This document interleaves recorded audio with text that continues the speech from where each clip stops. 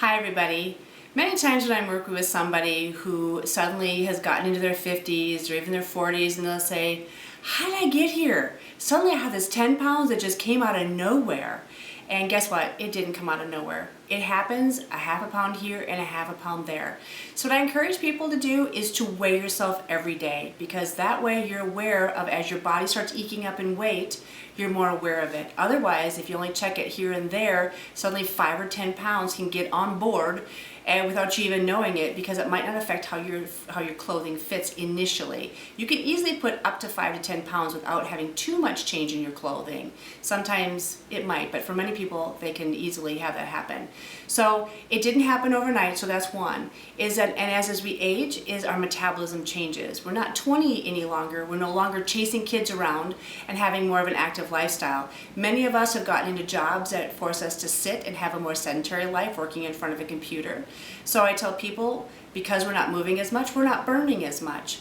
Also, muscle changes with age. We start getting these bat wings underneath here. So it's really important to keep muscle integrity. So our core muscles, our buttocks, our thighs, our abdomen, and our arm muscles are our bigger muscles. But specifically those ones in our core and our buttocks are very, very big muscles. And those muscles help us burn.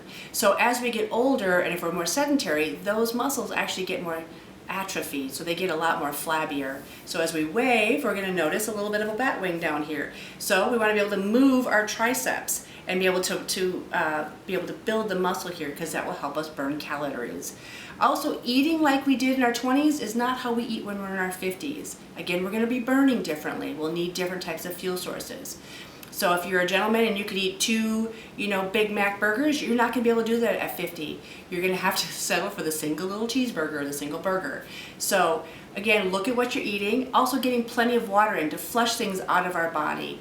If our body gets under a lot of stress, we're going to hold weight differently and could cause a thyroid problem. So if you're questioning a thyroid, I recommend you talk to your doctor and have them do a thyroid panel, which should consist of a TSH, a T4, a T3, and a T4, T3, and a thyroid antibody. So you should be getting 4 different types of labs.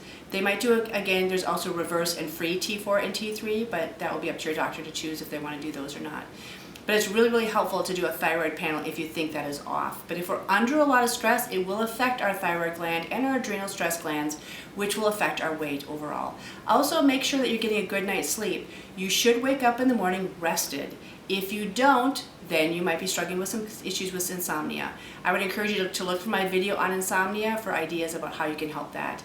But I hope this is helpful. Make sure you start monitoring your weight. Make sure that you have good water intake. Make sure that you're eliminating every single day. Nobody loves to talk about bowel movements, but it's extremely important that every single day we have a bowel movement. If not, we actually will hold extra weight, and it can challenge our liver over time. Our liver will get backed up and congested when we get constipated.